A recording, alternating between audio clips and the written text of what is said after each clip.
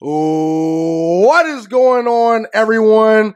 My name is Jamon McKinney, but of course you can just call me Juice because that is my nickname. Welcome, ladies and gentlemen, to the latest edition of the Juice Alert.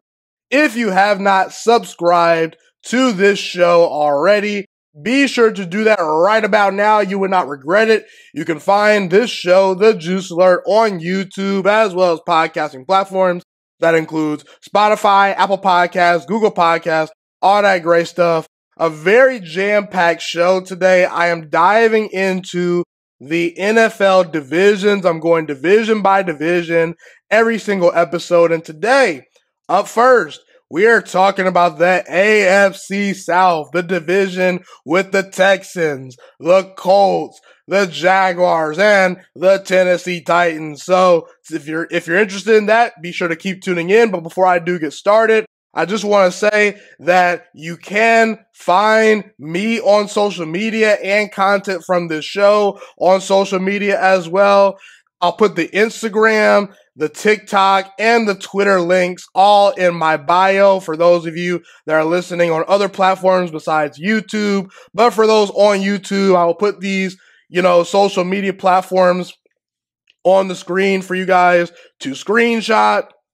Maybe pause this episode and jot those handles down a little bit and follow me, Jamon McKinney, and of course the Juice Alert on social media platforms. It would definitely be greatly appreciated. Love to interact with you guys in any possible way that I can. I did say that we're going to dive into some AFC South news, and we're pretty much going to do that right here, but this is kind of a separate topic from the AFC South. I'll explain here in a second. So, Jonathan Taylor recently just requested a trade from the Indianapolis Colts, and it's a very messy situation. I think Jim Irsay, all of a sudden, out of nowhere, has just decided to plug in, his candidacy for being arguably maybe the worst owner in the National Football League. I think that he's gunning towards that title as we speak, because it's been very despicable hearing the news regarding Jonathan Taylor and Jim Irsay. And it's really embarrassing for not only Jim Irsay, but the Colts organization in general. Listen, Jonathan Taylor had a down season this past year, I will admit that. But Jonathan Taylor is a darn good football player. And if you don't believe Jonathan Taylor is an elite running back in the National Football League, at this point, he's pretty darn close. We can at least make the argument that he's kind of at least in that ballpark, okay? That's something we'll agree upon right here, right now. Now, because Jonathan Taylor has requested a trade, I'm not going to get into the Colts side of things anymore. I want to talk about the team that I believe should be banging the door to make a Jonathan Taylor trade right now as we speak today.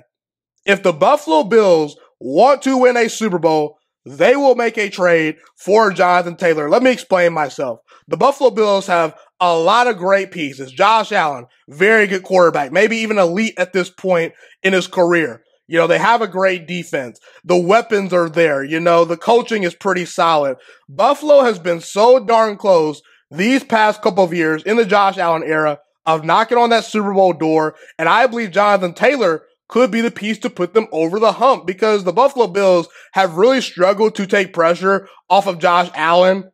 As far as, Josh Allen has been the passing game. He's been the big time playmaker that we know he can be, but he's also taken upon a lot of their rushing abilities on offense. He's taken on the run game. He's essentially been kind of like a running back at some points for the Buffalo Bills. He's been a one-man show with that offense. If the Buffalo Bills want to win a Super Bowl, they will need to find a way to make life easier for Josh Allen and take the pressure off of him.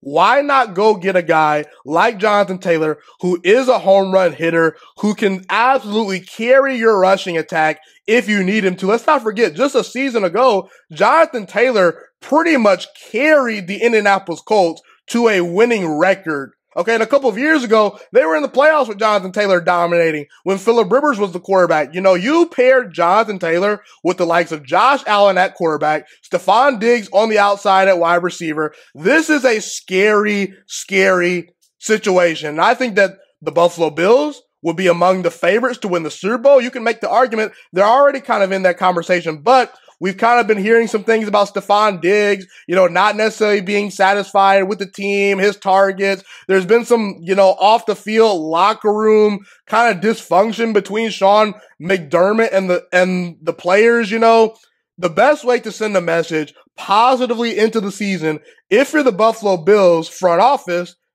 is going out and getting Jonathan Taylor. Because if you do that, you're signaling to that coaching staff and those players, we are all in to win a Super Bowl, and let's go get that darn Lombardi trophy. It would be the missing piece the Buffalo Bills need, and I believe it could be the piece to finally get them over the hump in a very competitive division, in a very competitive AFC conference. And I know the pushback is on running backs right now among people in the media, NFL analysts, NFL observers, scouts. Listen, I'll be the first to tell you, you do not need a great running back to win a Super Bowl. And you can say, oh, the likes of Adrian Pederson, hasn't come close to winning a Super Bowl. The likes of Saquon Barkley hasn't come close to winning a Super Bowl. I'd argue a lot of those great running backs have not even been on teams and in situations to where they would be even close to competing for a Super Bowl. If you put Saquon Barkley with Patrick Mahomes and the Kansas City Chiefs, do you mean to tell me that team gets worse? Okay, I think that we're overthinking things here with the running back situation, people. Adrian Peterson was playing with Christian Ponder as his quarterback. He was never going to win a Super Bowl. So this idea that great running backs can't contribute to winning, I think it's a little bit falsified. Now, again, would I much rather contribute resources elsewhere to my team besides paying an elite running back? I believe so, because if you have a great offensive line, most of these running backs are interchangeable, and most guys can make that work. Jonathan Taylor is an exception to the rule. He's a problem solver at the running back position. We're talking about a guy with elite speed, elite power, elite vision. He pretty much can put an offense on his entire back for a game or two. And I believe come postseason time, where the weather gets a little bit windy, it gets a little bit colder, maybe it's hard to pass the football if you're going on the road to Kansas City, maybe you're in snowy Buffalo, Jonathan Taylor can be that problem solver for you. And I would honestly, if I'm the Buffalo Bills, if Jonathan Taylor wants to be paid, I'd pay the guy, because you're signaling to your team and Josh Allen that we're all in and we're going to put the requisite pieces around you. If the Buffalo Bills can afford to pay Jonathan Taylor and get him on that roster, then I by all means do it. I know some people are very hyped about James Cook. I think James Cook is a good player, but he's the perfect trading piece.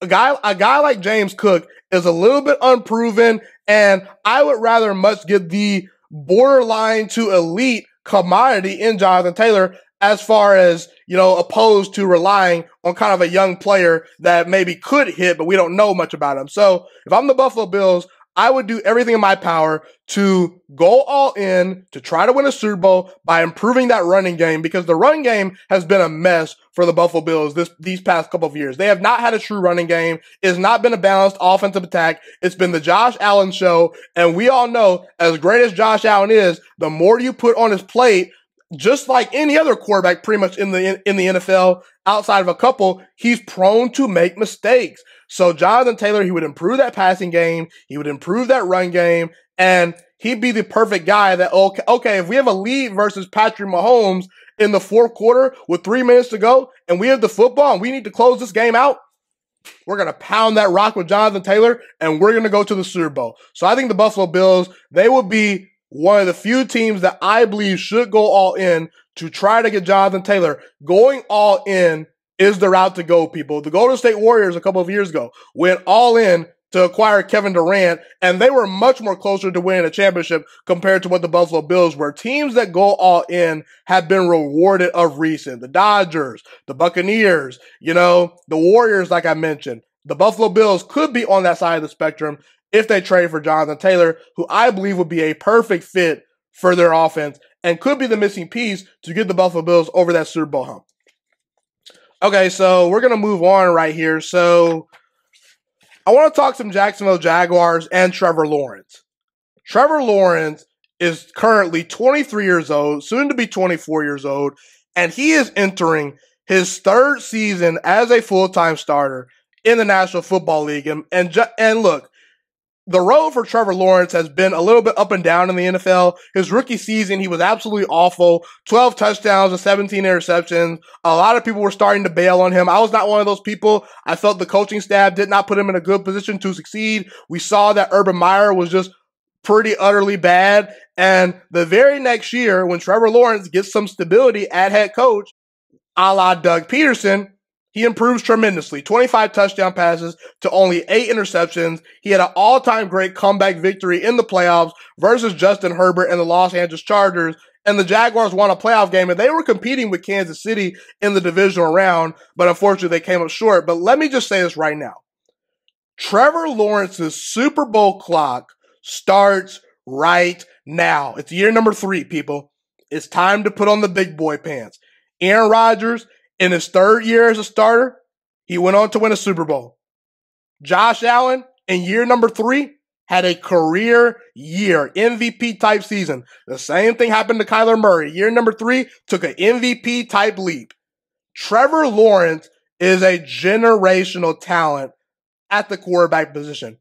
This is a guy that's 6'6", 220 pounds, and moves extremely well for his size. He has one of the 5 best arms in the entire NFL at the quarterback position.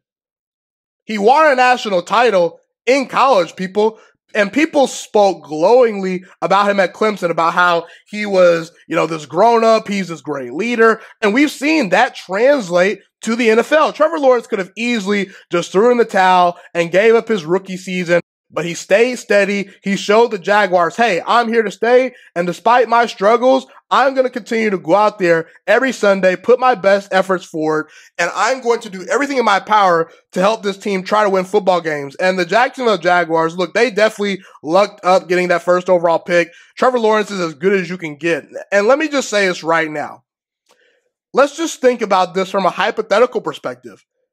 If Trevor Lawrence in his career were to never appear in a Super Bowl, wouldn't that be kind of a massive disappointment? I'm pretty sure Trevor Lawrence himself would tell you that that would be a massive disappointment. We're talking about a guy that's in the conversation back when he was in college for maybe the most transcendent prospect at the quarterback position ever. An all-time great prospect. Right up there with the likes of John Elway and Peyton Manning and those guys, and he never gets to a Super Bowl? That would be a massive disappointment. And let's be real, people. The AFC South right now, as far as I'm concerned, is Trevor Lawrence's division to lose, people. This division is not very good. The Tennessee Titans, major questions at quarterback, lacking dynamic players on both sides of the football. The Houston Texans, a historically dysfunctional organization. They have a rookie quarterback, a rookie head coach. The Indianapolis Colts haven't won a playoff game since 2018, people. There's been some dysfunction there. Trevor Lawrence has the right head coach, a Super Bowl winning head coach in Doug Pederson.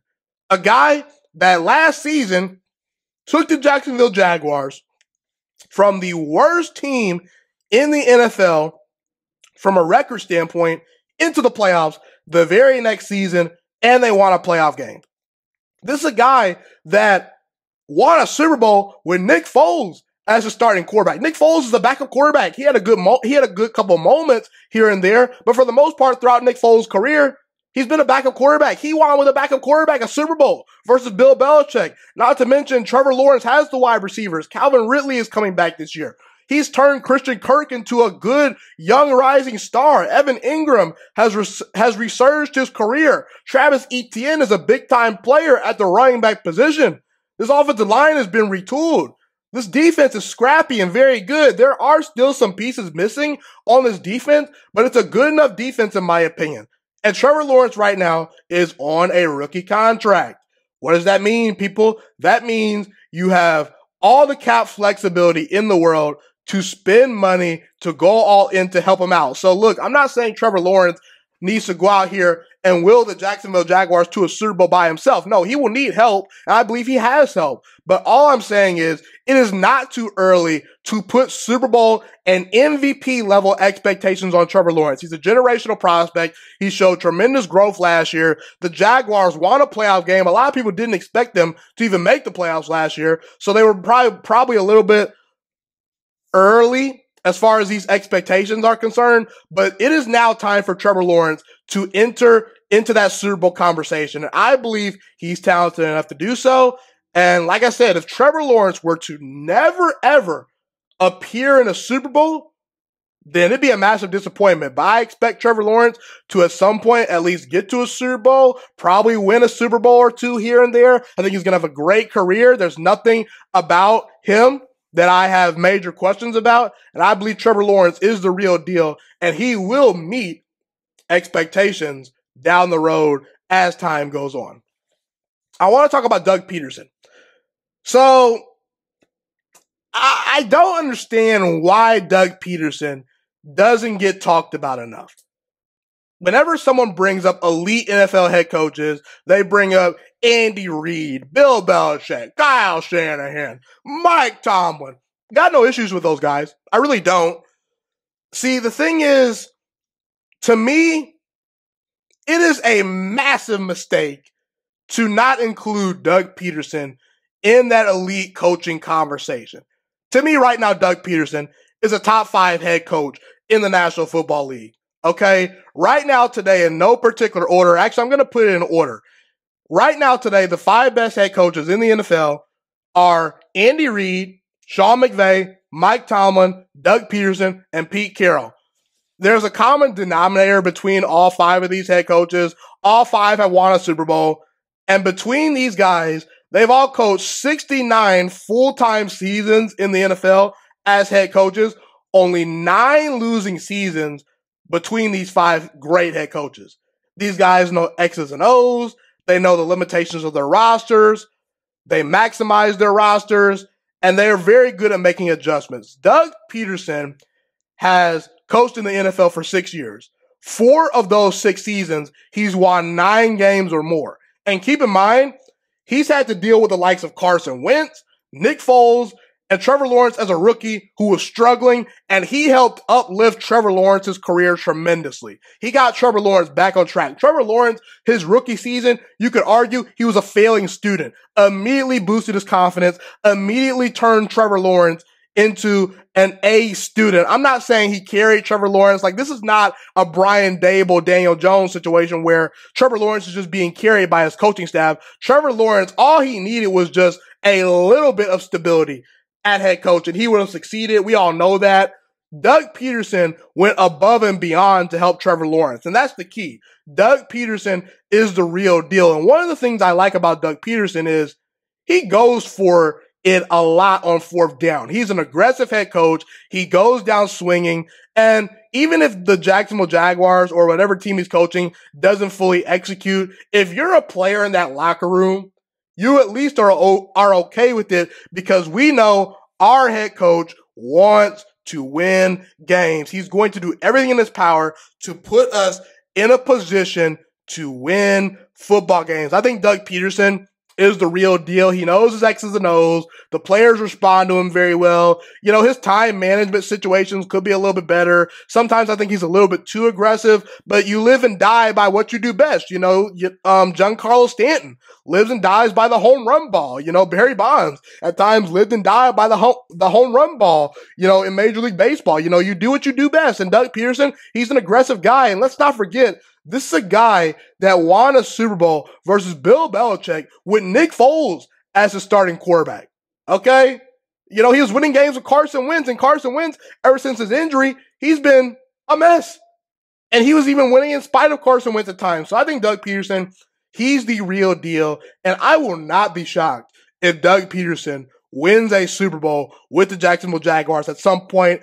Actually, I'm just going to say it right now. I believe Doug Pederson at some point is going to help lead the Jacksonville Jaguars to a Super Bowl victory. I believe in him that much, and I believe he's an elite head coach in the National Football League. So I want to talk about DeAndre Hopkins. I'm kind of late to this news right here just because I've kind of been on a little bit of a hiatus, but I'm addressing the topic right now. So DeAndre Hopkins made his name with the Houston Texans where he was dominating, putting up constant 1,000-yard seasons and great dominant years, even with bad quarterbacks throwing him the football. And DeAndre Hopkins eventually, he gets traded to the Arizona Cardinals. He eventually wants out of Arizona. And now he's with the Tennessee Titans. A 2-year, $26 million contract for DeAndre Hopkins. Right now, today, I would still say DeAndre Hopkins is one of the 10 best wide receivers still in the National Football League. Obviously, you have to include Tyreek Hill, Justin Jefferson, Devontae Adams, Jamar Chase, A.J. Brown, Stephon Diggs. Some people throw in Cooper Kupp. I think Cooper Kupp is definitely in that conversation. Terry McLaurin is up there. Maybe you throw in Amari Cooper, like I said. But the bottom line is, it's hard for me to name 10 wide receivers right now better than DeAndre Hopkins. He has great hands. He's great after the catch. He's not as good after the catch anymore just because he is a little bit older, doesn't break tackles as easily, doesn't still have the straight line speed that he had coming into the NFL as a young, springy player. But he's still very reliable. He wins one-on-one matchups. And to me, he's going to improve the Tennessee Titans. I firmly believe that. However, if I'm DeAndre Hopkins, I don't think this move makes too much sense other than looking at it from a financial perspective. If you're DeAndre Hopkins and you want to grab as much money as possible, by all means do it. And if Tennessee is the place that he ultimately wanted to go, that's fine. But it's just puzzling to me why DeAndre Hopkins would not want to go play for the New York Jets and join Aaron Rodgers en route to potentially winning a Super Bowl. Why would he not want to go to Kansas City with Patrick Mahomes? We just saw Patrick Mahomes win his second Super Bowl. The Chiefs need a wide receiver. They would have paid DeAndre Hopkins. So, I don't know what those talks were like, but listen, man, when you're dealing with Malik Willis, Will Levis, and Ryan Tannehill as your quarterbacks, don't get me wrong, I'm not saying these guys don't have talent, but there were much, much better options. And potentially choosing the money over Super Bowl glory for DeAndre Hopkins, I really don't understand it. If I were DeAndre Hopkins, I would have much rather tried to go out there and try to win a Super Bowl. That's just my opinion. Maybe I'm crazy. Maybe I don't know anything, but of course I do know things. I'm kind of selling myself short. But the point is, to me, this just did not make sense from DeAndre Hopkins' perspective because I believe he potentially threw away an opportunity to truly win a Super Bowl by going to the Tennessee Titans because I'm here to tell you right now, maybe in the future they can get there, but in the short term, the Tennessee Titans are not even close to being a Super Bowl contender. And will DeAndre Hopkins regret this move? Because we've seen Julio Jones go to the Tennessee Titans and not do so well. And, the later part of his career hasn't gone so well to this point. Randy Moss, at one point went to the Tennessee Titans. It didn't go so well for him. So is DeAndre Hopkins going to end up in that boat where we look at him a couple of years down the road and say, yeah, remember when DeAndre Hopkins went to the Titans? How'd he do? Oh, it did not go so well. He potentially could have played with Aaron Rodgers or Patrick Mahomes and competed for Super Bowls. And he chose the money. And to me, maybe that's what he chose. Maybe he loves Tennessee. I'm not so sure. But all I'm saying is, it's just a little bit puzzling to me that DeAndre Hopkins chose the Titans. But that's just how I feel. All right, everyone, I'm going to take a short break. I'm going to get some water, kind of refuel a little bit, and then I'll be right back. Do not go anywhere. This is Jamon McKinney. You are tuned into the Juice Alert. I will be right back.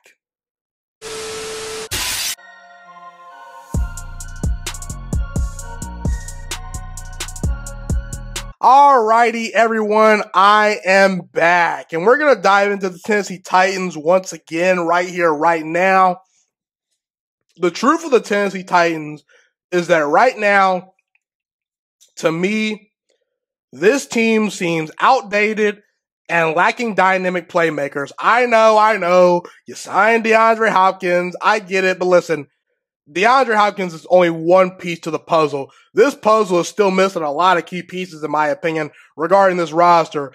And anytime you have a director named, Malik Willis, Will Levis, or Ryan Tannehill potentially being the quarterback to man this ship, I have major questions. Again, maybe Malik Willis can turn into a star. Maybe Will Levis can turn into a superstar one day. These are two young players we don't really know about. But Ryan Tannehill, to me, has peaked. Maybe Ryan Tannehill can kick butt this year and prove me wrong, but I highly doubt it. When your quarterback is Ryan Tannehill, there's a clear-cut ceiling to this team. We saw it a couple of years ago when the Titans had great wide receivers, a great run game, and a great defense. But eventually, when Ryan Tannehill had to go toe-to-toe with Patrick Mahomes, the Tennessee Titans had no shot. They lost that track race right there.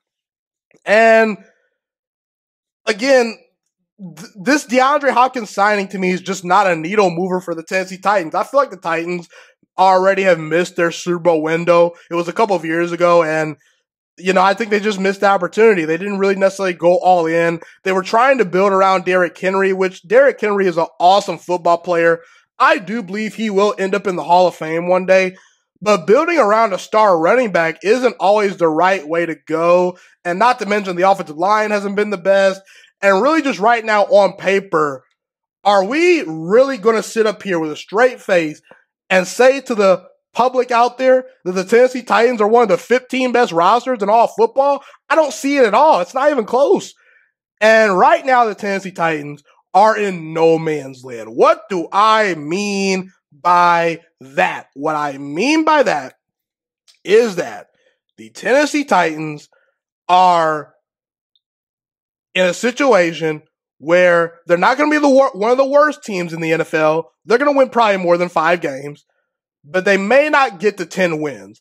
In the NFL, you either want to have a top 5 pick or be a lock to win 10 games each year and get to the playoffs. Teams that are in the middle, winning 6 to 7, 8 games, and just barely sneaking into the playoffs or barely missing the playoffs, they're in the worst spot because what are you banking on? The 13th overall pick in the draft once your season is over? By the first 8 picks, most of the elite prospects are gone. I understand that you can go find the likes of Tyreek Hill, and things like that, who was a 6th round pick and turns into one of the best wide receivers in the entire NFL. But the point I'm trying to make is the Tennessee Titans, like what is so exciting about this team that makes you go say, yeah, this team can go compete for a Super Bowl? They don't have that piece.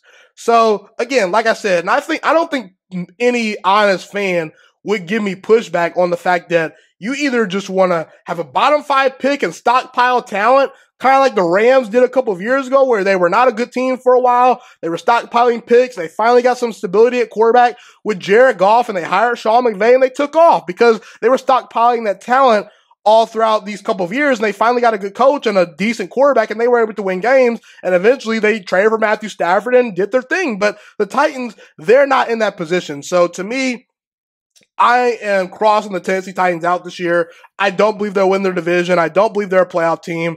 And I think the Tennessee Titans right now are in no man's land. They don't have a star quarterback they can rely on. And in the AFC conference right now, and really the NFL in general, either you have a star quarterback or you don't. And the teams that don't have a star quarterback, they eventually will probably get left behind. Even look at the 49ers. Great roster, had everything to win a Super Bowl, but Jimmy Garoppolo has a ceiling. And they lost. They lost in the Super Bowl to Patrick Mahomes. And they haven't won a Super Bowl in over 20 years. So that's my stance on the Titans being in no man's land currently. So I want to move on to the Houston Texans. The Houston Texans, it's a very interesting year for them in 2023. New coaching staff, brand new quarterback in CJ Stroud. There's reason to be optimistic if you're a Texans fan. I don't quite trust the stability in their front office just quite yet. Again, they've made some changes. They're doing some good things. I just want to go and see how the Texans look in about 3 years. If they're trending up every single year, then okay, we can have another conversation. But let me just say right now, the piece to the puzzle that is Will Anderson for the Houston Texans, there is a ton of pressure on him. There's probably more pressure on CJ Stroud for obvious reasons. He's supposed to be the game-changing franchise quarterback for the Houston Texans. But the Houston Texans moved rivers and water to go get Will Anderson. They spent the 12th overall pick, the 33rd overall pick, and next year's number 1 overall pick potentially to go and get Will Anderson. And listen, Will Anderson is a good football player. Is he all-time special? As a talent, I would argue not. I don't think that Will Anderson is on this all-time great trajectory. I don't think he's an all-time talented pass rusher. He's not in the Myles Garrett boat. He's not in the Nick Bosa boat. And that's fine because you want players to be who they are. But the thing is, you traded all these picks for a guy in Will Anderson who's a good football player, but is he great? I have some serious questions about his ceiling because he's a little bit skinny. And after his first step, if he doesn't get to the quarterback after that first step, I think he's done because his power moves aren't really there for me. I could regret saying this. I'm rooting for Will Anderson, got nothing against the guy. All I'm saying is the Houston Texans moved up and gave up a ton of draft capital to go get Will Anderson. And if he just turns into a guy that each year is just about a 84 to 85 overall in Madden, then what are you doing here? Why did you give up so many draft picks? It's kind of like going all in to find your spouse and you're just kind of disappointed in the end, where she's a good woman, but is she great? Does she satisfy you every night? There's some question marks there. So again, I am very interested to see how Will Anderson's game translates to the NFL. I think he's a good player, but will the Texans be disappointed eventually in what they get from Will Anderson? Only time will tell. So the Houston Texans obviously selected C.J. Stroud, second overall in the 2023 NFL Draft. I'm a huge fan of C.J. Stroud. And I believe C.J. Stroud is going to work out pretty smoothly in the NFL as a starting quarterback. Could it be a rocky start early on where things are kind of choppy and he's maybe not as good as a rookie? Absolutely. There is some questions that need to be answered regarding C.J. Stroud and how his game will translate to the NFL. Will the Houston Texans put the appropriate pieces around him? But let's not forget, people, Peyton Manning had an absolutely all-time bad rookie season. The very next year, he bounced back and his career took off. You look at a guy like Josh Rosen. Josh Rosen had a horrible rookie season. The Arizona Cardinals bailed on him, and he never could pick himself up from that. So if C.J. Stroud struggles as a rookie, we're really going to get a chance to see, is he going to be like Josh Rosen and kind of just, fall down and never get back up? Or is he going to be that guy that responds to adversity? I believe he's going to be a guy that responds to adversity. Okay. Let me just say this right now. There was a reason the Houston Texans had the second overall pick in the draft. There's some very major questions about this roster. I don't know about the offensive line. I have some concerns. The wide receiver core is good, but not great to me. The coaching staff, they have a lot to prove. They were the second overall pick in the draft for a reason. However, if C.J. Stroud can just survive his rookie season and show flashes, I believe he will be just fine. If you get great players around quarterbacks, they're going to succeed. It's no coincidence that, Tom Brady, all-time great quarterback, always had a stable situation in New England. A run game, an offensive line, a great head coach, et cetera, et cetera. You get the point, okay? So when it comes to C.J. Stroud, to me, the accuracy is there, the arm strength is there, the size is good enough, and his willingness to be able to run the football and extend plays is really what sold me this past year. Now, again, I want to see him get better in that area because I've seen too many times in college at Ohio State, C.J. Stroud refused to run at times, refused to extend plays where he just wants to sit in the pocket and throw darts. Listen, in the NFL, you got to be willing to scramble and get out of there sometimes or else you're going to get in trouble. And I think C.J. Stroud is going to quickly learn that if he hasn't learned that already. And we saw in the playoffs versus the Georgia Bulldogs, he was able to extend plays, evade pressure, and make some incredible off-schedule throws. And he really put Ohio State on his back versus an elite Georgia defense full with a bunch of first-round picks. And Ohio State nearly won a national championship because C.J. Stroud was that guy, okay? Now, I will say, I was so happy that C.J. Stroud came back for his second season at Ohio State because after his first year at Ohio State, I wasn't all that sold he would be a good NFL quarterback, but the fact that he came back for another year, got about, 14 more games under his belt, got more reps, that to me means that he is going to be potentially ready for what the NFL is going to throw at him. Because if you're only a one-year starter in college, it's going to be hard for you to adjust to NFL defenses because you didn't even get a chance to adjust to college defenses the very next year. And the fact that CJ Stroud came back the very next year and was arguably a better player than he was his first year, that to me was impressive. So I think CJ Stroud can potentially change life for the Houston Texans. I believe in him. And I think CJ Stroud should work out just fine as an NFL quarterback if the Texans are all in and put the right pieces around him. So when it comes to CJ Stroud, what is his ceiling? Assuming CJ Stroud's game translates to the NFL, what is his ceiling? How good could he become? Let me just be the first person to say, I hate doing NFL and professional sports comparisons because every player is their own individual, okay? They're their own person. They're their own guy. However, my gut is telling me something, and I want to share it with you guys because I have to. My gut tells me CJ Stroud can be and will potentially be a bigger and better version of Matt Ryan. And again, I've never been the biggest Matt Ryan fan, but I do think that Matt Ryan is underappreciated based on what he did in Atlanta with the Falcons. 14 years in Atlanta, provided great stability for that franchise, eventually won an NFL MVP, and he got the Falcons to a Super Bowl as their leading starting quarterback. And there was notably some dysfunction in Atlanta at times where the coaching staff wasn't all that great sometimes. The defense was kind of, a work in progress at times. But Matt Ryan, he provided stability for that franchise. And if it were not for a couple breaks that didn't go his way, he very easily could have won a Super Bowl. Now, again, I blame him a lot for that Super Bowl loss because he shouldn't have blown that lead. He should have been better in the second half. But that's not the point. CJ Stroud, what can we expect from him? I expect him to be accurate. I expect him to be a stable quarterback. And he maybe could possibly see himself winning an MVP one day. I would not rule it out. Super Bowl? We'll see.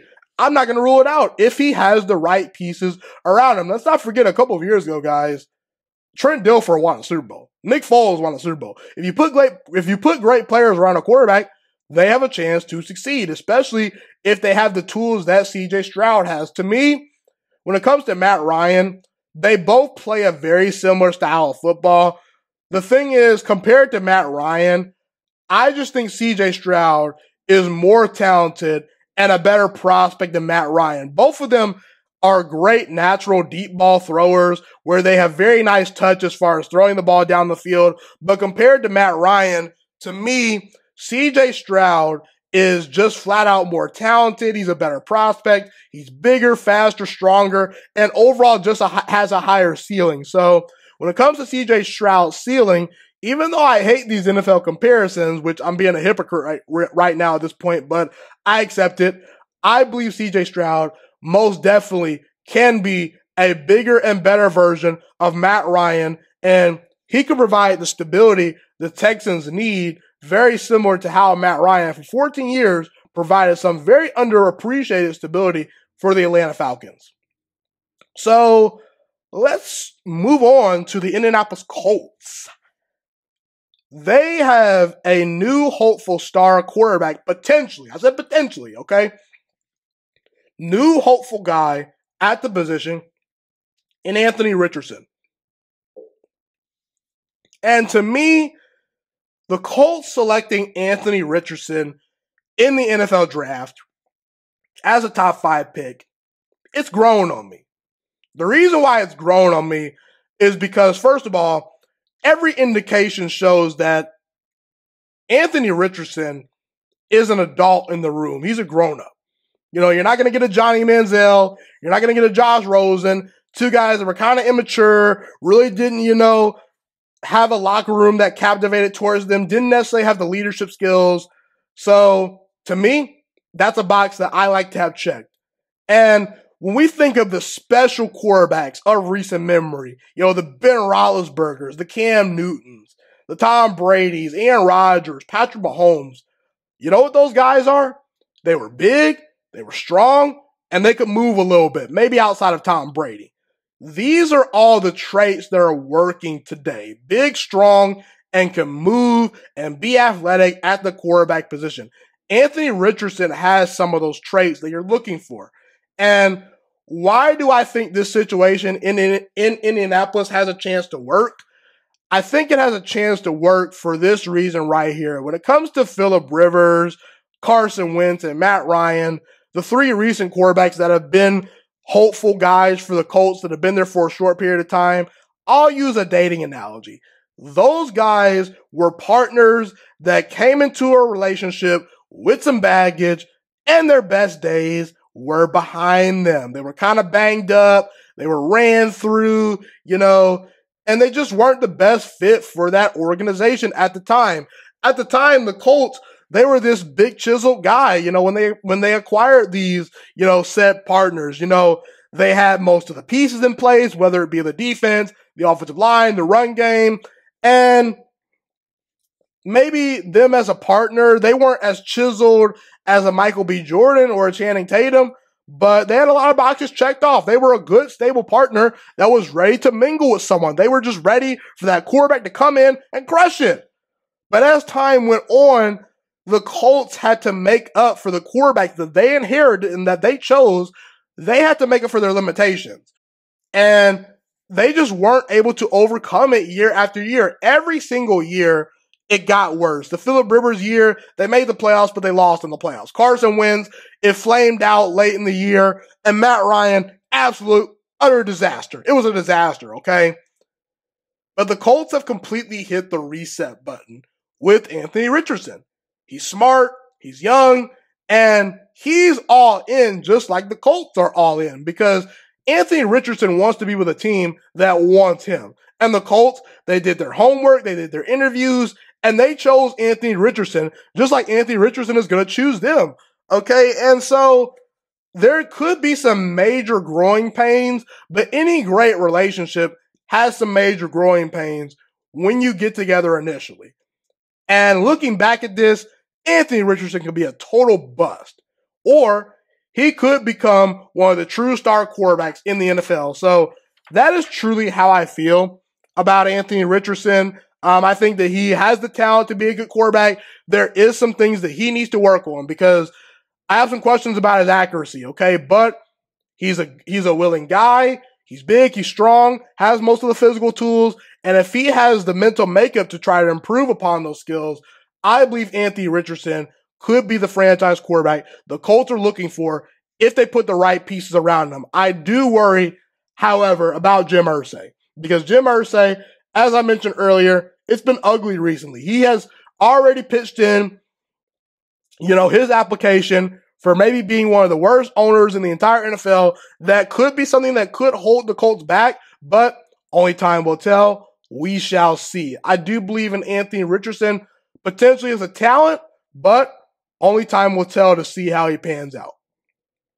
So, my last and final topic for the AFC South for the 2023 season heading into the year is the reality of the NFL these days in terms of competing for Super Bowls, for the most part, is either you have a star quarterback or you don't.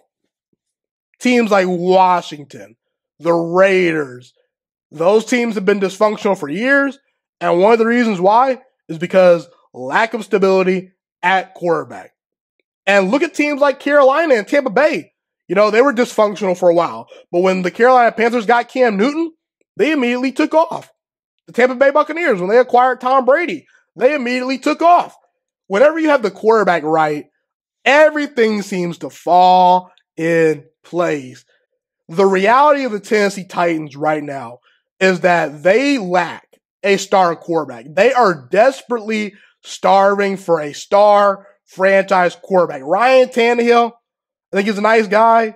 He's had a decent career up to this point. But Ryan Tannehill, that's an iPhone 5. That iPhone came out a decade ago. That iPhone is outdated. It's limited. There's a ceiling. It's outdated. Ryan Tannehill, you can't sell that to me in a playoff game versus Josh Allen. You can't sell that to me in a playoff game versus Patrick Mahomes or Aaron Rodgers. You just can't do it. It's not going to work. Okay? Malik Willis, Will Levis, again, not saying these guys don't have talent. Maybe they could pan out, but these were not high pedigree guys. These were not guys that NFL scouts were drooling over in the draft. And again, maybe they fell and people passed on them, and that's fine, but there's a reason these teams passed on these guys. If they were such great prospects, they would have been first-round picks, and they weren't. So there's a lot of questions there. And you mean to tell me in a division with Trevor Lawrence, you're selling me Ryan Tannehill, Malik Willis, or Will Levis? I'm sorry, but I'm not really sold. And not to mention, what if C.J. Stroud and Anthony Richardson hit? Either you have a star quarterback or you don't, okay? You are limited, even if you have a great coaching staff and a great defense, if you don't have a star quarterback. Look at the 49ers. Had all the pieces in the world to win a Super Bowl. They couldn't get it done because the Kansas City Chiefs had Patrick Mahomes and the 49ers had Jimmy Garoppolo. It's that simple. Look at the Tennessee Titans last year. Despite all their injuries, despite lack of talent at the quarterback position, Mike Vrabel was able to win games. But it came down to the final game of their season, and the Jaguars had Trevor Lawrence, and the Titans, they didn't have a star quarterback available. And Trevor Lawrence is just starting to figure it out. Okay, he's in his third season as a starter, and he's already proven he can win a playoff game. So the Titans, they must quickly figure this out. If they don't quickly figure this out, it is going to end up being ugly for them. A few years ago, I do believe the Titans had a chance to win a Super Bowl when they had a great roster. A.J. Brown was on the team. They had good receivers. Derrick Henry was unbelievable. The defense was starting to come on, but they reached a ceiling at one point because they lacked a star quarterback. And right now today, nothing has changed. So if I'm the Titans, I advise you to go out and try to find a star quarterback, because until you don't, or until you do, I should say, you will be behind the 8 ball. And that's how I feel about the Titans. The Titans, they are desperately lacking star power at the quarterback position, and they will need to try to get one eventually if they want to start competing for Super Bowls. Well, everyone, that's pretty much all I have today. Thank you so much for tuning in today. My name is Jamon McKinney. This has been the Juice Alert, and until next time.